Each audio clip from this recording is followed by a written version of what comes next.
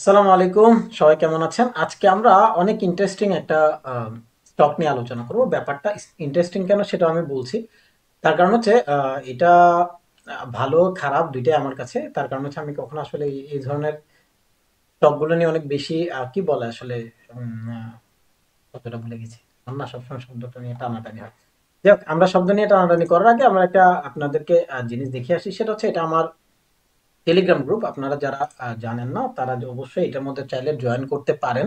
তার কারণ হচ্ছে আমি আমার যতগুলো আসলে ভাবনা বলেন চিন্তা বলেন, কারণ সবসময় তারা ইউটিউবে আসলে সব রকমের পোস্ট করা পসিবল হয় না, যেটা এখানে অনেক বেশি রিলায়েবলি করা যায়। এবং এটা সব থেকে বেশি আসলে ইউজের রিজন হচ্ছে এখানে ভিডিওটা যে কোনো সাইজের একদম 2 জিবি পর্যন্ত আমরা চাইলে পোস্ট করতে পারি, যেটা অন্য কোথাও হয় না।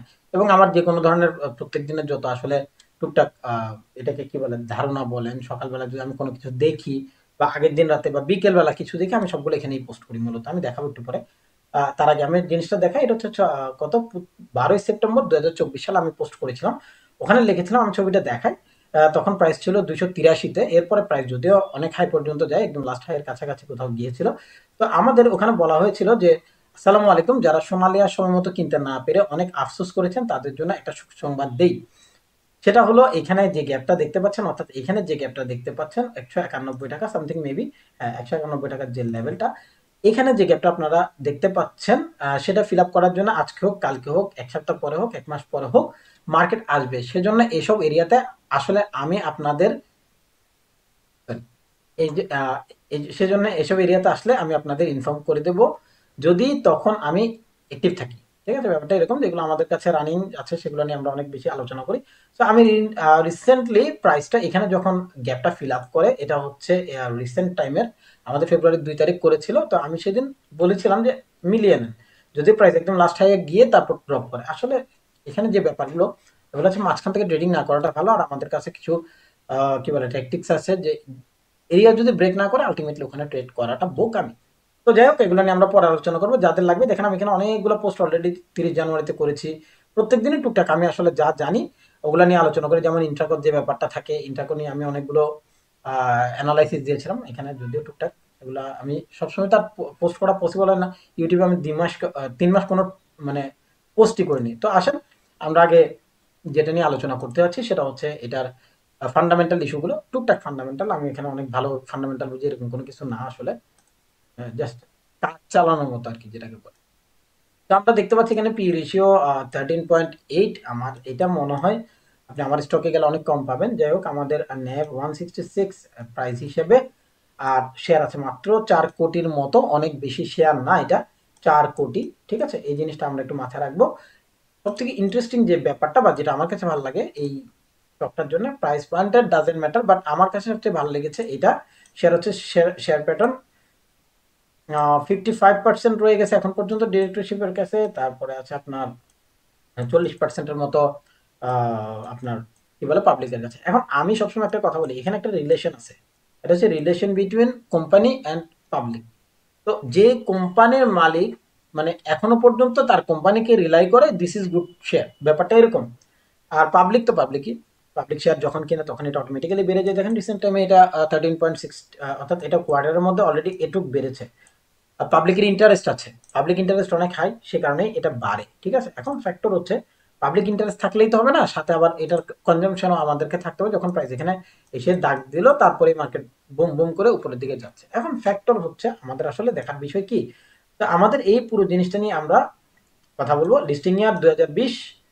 তো এই কারণে আসলে এটা এখন পর্যন্ত এভাবে আছে। বাংলাদেশের ক্ষেত্রে যেটা হয় যে কিছুদিন পরে দুমদাম ছেড়ে দেয় যখন লসে আসে। আচ্ছা, এখানে কোম্পানির মার্কেট ক্যাপিটাল অনেক বড়, 500 কোটি টাকার কাছাকাছি। শর্ট টার্ম লং টার্মে যে লোন আছে এটাকে না থাকার মতোই। এবং আমি পার্সোনালি সোনালী পেপারকে না সোনার আজ দেখেছিলাম। যাই হোক, তো এদের অফিসটা কোথায় আমি জানি না, হেড অফিস এখানে যেখানে আছে। তো এগুলো আমরা সব বাদ দিই, এগুলো নিয়ে এই মুহূর্তে আর কোনো কথা না বলি। যেহেতু লোন অনেক ছোট, ছোট বলবো না, 500 কোটি টাকার অথরাইজেশন 100 কোটি টাকা অনেক বড় লোন। এবং সবচেয়ে বড় সমস্যা হচ্ছে এই যে লোনটা 97 কোটি টাকা, এটা অনেক বড় লোন। এটা যদি লং টার্মে হতো প্যারাটা অনেক কম থাকতো, যেটা শর্ট টার্মের কারণে অনেক বেশি, যেহেতু কোম্পানি ভ্যালুয়েশন একটা ব্যাপার থাকে এখানে। তো আমরা এটা নিয়ে আর না আগাই, কারণ অলরেডি কথা অনেক বেশি বলে ফেলেছি। সো আমাদের এখন যে ব্যাপারটা সেটা হচ্ছে technical analysis. What this says. Okay, তো আমাদের সবার আগে দেখতে হবে বক্স, যেটা আমি সবসময় করি। আর এটা যেহেতু আমাদের টপ ডাউন অ্যানালাইসিস হয়, সেই জন্য মান্থলি থেকে অর্থাৎ টপ থেকে ডাউনের দিকে যাব, টপ ডাউন অ্যানালাইসিস। এই কারণে এটা আসলে টপ থেকে ডাউনের দিকে যায় বলে টপ ডাউন। তা আসেন একটু কথাবার্তা বলি, কি ধরনের মেন্টালিটি গ্রো করা যায় বা কি ধরনের আমরা পার্সপেক্টিভ হিসেব করব। আমার ভিডিওগুলো দেখলে আর কিছু জানেন না জানেন, আমি খুব চেষ্টা করি পয়েন্ট টু পয়েন্ট কথা বলার জন্য, চেষ্টা করি। আমি জানি না আমি কতটুকু ভালো বলি, বাট আমি আমার বেস্টটা ট্রাই করি। এখন ফ্যাক্টর হচ্ছে আমাদেরকে সবার আগে দেখতে হবে প্রাইস যখন এখান থেকে উঠেছিল তখন প্রথমে এখানে যাই, এখানে যাওয়ার পরে সে রিট্রেস করে উপরের দিকে যায়, দেন আবার রিট্রেস করে, দেন এখানে কিছুদিন কিছু মাস সে ঘোরাফেরা করে, পরে এই হাইটাকে ব্রেক করে তারপরে তো প্রাইস হল্ট হয়ে যায়, আই মিন লো প্রাইসে পড়ে যায়। এরপরে যেদিন থেকে 613 টাকার থেকে মার্কেট পড়া স্টার্ট করে, পড়তে পড়তে পড়তে পড়তে 100 টাকা এসে ঠেকছে। এখন ফ্যাক্টর হচ্ছে যারা 900 টাকার পাবলিক তারা কি করছে বা তাদের মেন্টালিটি কি। এখন আমি বলছি না তাদের মেন্টালিটি অনেক খারাপ বা তাদের মন খারাপ, এটা আমি বলবো না। তার কারণ হচ্ছে যারা কিনেছে বুঝেই কিনেছে, কোনো না কোনো দিন যাবে ইনশাল্লাহ। তো আমরা এই ইনশাল্লাহর উপরেই এখন অ্যানালাইসিস করব। তবে আমি এখন জাস্ট একটা জিনিসের অ্যাজাম্পশন দেবো যেটা নিয়ে আপনারা আমাকে গালিও দিতে পারেন। সেটা আমি পরে আসতেছি, একটু পরে। সবার আগে আমি যাব উইকলিতে। উইকলির যেহেতু আসলে মান্থলিতে আর কোনো বেজ এরিয়া আমার কাছে নেই, অর্থাৎ এখানে নিচে যাওয়ার জন্য আর কোনো এরিয়া এখন পর্যন্ত ক্রিয়েট হয়নি, আমি যাব উইকলিতে। উইকলি আমাকে কি বলে বা উইকলি এর ধরন কি সেটা নিয়ে এখন আমরা কথা বলবো। সবার আগে দেখবো উইকলি এর যে বেসিস পয়েন্ট যেখান থেকে প্রাইস উঠেছিল সেই এরিয়াটাকে আমি মার্ক করে দিলাম। প্রাইস এখান থেকে উঠেছিল, প্রাইস এখানেই ক্লোজ করেছে, সে কারণে প্রাইস এটার উপরে স্টে করেছে। দেন প্রাইস লো করার ট্রাই করেছে, পারেনি। অর্থাৎ প্রিভিয়াস যে লো ছিল, লাস্ট লো আমাদের এই মুহূর্তের জন্য যে লাস্ট লো, সেটা এখন পর্যন্ত বলবৎ আছে 121 টাকা 20 পয়সা। আচ্ছা, 121 টাকা 20 পয়সা যদি বলবৎ থাকে, তাহলে আমাদের এই মুহূর্ত পর্যন্ত যে লাস্ট সুইং, সেই সুইংকে এখন পর্যন্ত প্রাইস ব্রেক করেনি। আমি বলছি কিন্তু উইকলি এর কথা, ঠিক আছে? তো আমাদের এই উইকলি এর এখন বেসিস পয়েন্ট কোনো চেঞ্জ নাই, আমাদেরকে ওয়েট করতে হবে, দিস দ্য ম্যাটার। তো কেন আমাদের এটা ইন্টারনাল স্ট্রাকচার বলি আমরা এটাকে। তো ইন্টারনাল স্ট্রাকচার নিয়ে আমাদের অনেক বেশি মাথা ব্যথা না করাই ভালো, আমরা ইন্টারনাল স্ট্রাকচার নিয়ে অনেক বেশি মাথামাতি করবো না। সবার আগে যাবো এখানে, যখন প্রাইস এখানে ঢুকলো, ঢুকে উপরে যাওয়ার চেষ্টা করেছে, এটাকে ভেঙেছে, ভেঙে নিচে এসছে, এসে উপরে যাওয়ার চেষ্টা করছে, প্রিভিয়াস হাই ব্রেক করেনি। তারপরে প্রাইস এখানে অনেক কি বলবো আসলে সাপোর্ট না পাওয়ার কারণে প্রাইস আবার ড্রপ করে নিউ হাই করার চেষ্টা করেছে, এটাকে ব্রেক করেছে, দেন লো করার চেষ্টা করেছে, আবার লো করেছে, আবার লো করেছে, নিচের দিকে থেকে এখন নতুন করে এই হাইটা ব্রেক করেছে। এটা কতটুকু রিট্রেস করেছে সবার আগে এটা নিয়ে একটু যদি আলোচনা করি। এ হাই টু লো 61%, 61%-এ যখন করলো সে আসলে অনেক বেশি, অর্থাৎ 50%-এ আসলে সাপোর্টটা করেছিল, পারেনি। দেন 61 থেকে কিছু লো কোঠায় সেটাও হয় না, তারপর 78 থেকে প্রাইস মোটামুটি একটা ভালো মুভ দিয়েছে এবং যে লাস্ট হাই ছিল সেটা এখন পর্যন্ত ব্রেক করে ফেলেছে। আচ্ছা, এখন ফ্যাক্টর হচ্ছে যদি এটা ব্রেক করে তাহলে আমাদের পরবর্তীতে ডিসিশন কি হতে পারে। আমাদের সবার আগে ডিসিশন হবে প্রাইস এটাকে ব্রেক করবে, খুব খেয়াল করবেন। যদিও ফ্যাক্টরটা অনেক বড়, ঠিক আছে? এখানে আমাদের যে গ্যাপগুলো অনেক বড় হওয়ার কারণে আমরা সবার আগে যে জিনিসটা নিয়ে আলোচনা করি সেটা হচ্ছে আসলে ম্যাপিং। স্ট্রাকচার যদি ম্যাপ না হয় আলটিমেট আপনি অনেক ভালো কিছু করতে পারবেন না। স্ট্রাকচার ম্যাপটা করতে হবে। তার কারণ হচ্ছে দেখেন প্রাইস যখন এখান থেকে উঠলো, হল্ড করলো, হল্ড করে প্রাইস যখন এখানে গিয়ে ঠেকলো, ঠেকে কিন্তু আবার রিটার্ন ক্যান্ডেল করছে। এখন ফ্যাক্টর হচ্ছে যেহেতু প্রাইস এটাকে ব্রেক করে ফেলেছে, নিউ হাইয়ের একটা সম্ভাবনা ক্রিয়েট হয়েছে, আমরা লো রিস্কে চাইলে এখানে ট্রেড করতে পারবো। কখন? সেটা হচ্ছে আমি সবার আগে যেটা করবো সেটা হচ্ছে আমি এখানে পিভটটাকে ডিলিট করে দেবো এই মুহূর্তের জন্য। Sorry। আচ্ছা, এখানে আমি গলত করব। তো আমার এটাকে আমি ডিলিট করব। ডিলিট করে সবার আগে যেটা করব সেটা হচ্ছে আমি যে লাস্ট লোটা হয়েছে সেই লোকে আগে টার্গেট করব, যে আমি 50% লেভেল পর্যন্ত প্রাইস এসছে কিনা। প্রাইস এখন 50% লেভেল আসেনি, 61-এর লেভেলে আসবে। দেন আমরা হয়তো 61 এবং 78-এর যে লেভেল, এখান থেকে আমরা একটা ট্রাই করবো। কিন্তু ফ্যাক্টর হচ্ছে প্রাইস যেদিন এখানে লেগেছে সেদিনই কিন্তু ড্রপ ডাউন করেছে। সো এটাকে না ভাঙা পর্যন্ত আমরা ডেইলি চেঞ্জ পাচ্ছি না। তো আমার কত 171 সামথিং, 171, ঠিক আছে? 171 যতক্ষণ ভাঙছে না ততক্ষণ পর্যন্ত আসলে আমাদের যে স্পেসিফিক চেঞ্জটা অর্থাৎ ডেইলিতে, সেটা আমরা এখন পর্যন্ত পাচ্ছি না।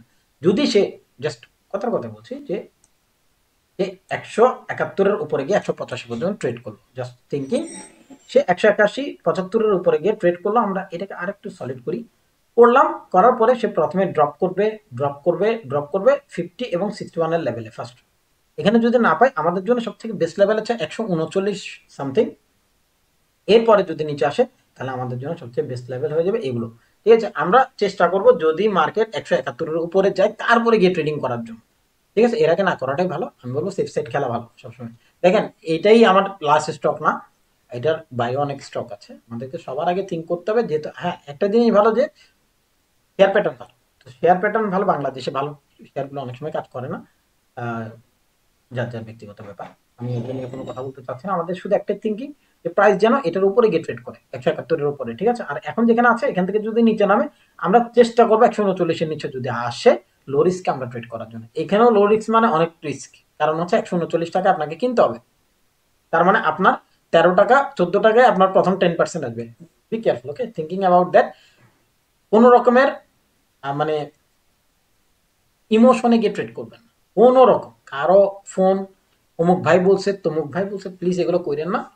নিজের শেয়ার নিজে কিনবেন, থিঙ্ক করবেন কেন আমি কিনতেছি, যদি কিনি এটার রিজনটা কি এবং কোম্পানি সম্পর্কে আমার ধারণা কতটুকু। কোম্পানি দেখেন, টাকা আপনার, থিঙ্কিং আপনাকেই করতে হবে। অমুক ভাই তমুক ভাই সব বাদ দিয়ে দেন লাইফ থেকে। সবার, ইভেন আমার কথা বলছি, আমি বলছি না আপনি এখান থেকে কেনেন, আপনি আগে নিজে ডিসাইড করবেন it's your or not, okay. If yes, then Y. Y গুলো আগে যদি ক্লিয়ার হয় ভাই, আপনার কাছে ট্রেডিং করা সহজ হবে। যদি ওয়াই ক্লিয়ার না হয় তাহলে আপনি ট্রেডিং করেন না, যতক্ষণ পর্যন্ত আপনার ওয়াই ক্লিয়ার হচ্ছে না। ওয়াই গুলার যতগুলো ওয়াই আসবে, কেন কিনছি, কোথায় আছে, কেন আছে, যদি এখান থেকে যায় কোথায় যাবে, এই জিনিসগুলো যতগুলো প্রশ্ন আপনার মনে আসবে সবগুলো নোট করে ওগুলাকে উত্তর বের করেন, ঠিক আছে। ওগুলো আপনাকে অনেক ভালো একটা সামনের দিনে আসলে স্টক, এটাকে কি বলে আসলে, পিক করা, হ্যাঁ, স্টক পিক করাতে আপনাকে সাহায্য করবে। আর আমার চ্যানেল তো আছেই, যেখানে আমি মোটামুটি ট্রাই করি কোনো রকম লক্ষ্য চক্কর মানে রেখে কি বলে আসলে অ্যানালাইসিস না দেওয়ার জন্য। আমি আমার মতো করে পয়েন্ট আউট করি ভাই, এভাবে এভাবে মার্কেট যেতে পারে, এবং প্রিভিয়াসের যদি কিছু থাকে সেটা আসলে দেখিয়ে দিই, ঠিক আছে। কারণ আমার কাছে এখানে সিস্টেম সেট করার কিছু নেই। সো থ্যাংক ইউ, সবাই ভালো থাকেন। অনেক বেশি কথা বলি কিন্তু কাজের কথা, ঠিক আছে। বাই বাই, সালাম আলাইকুম।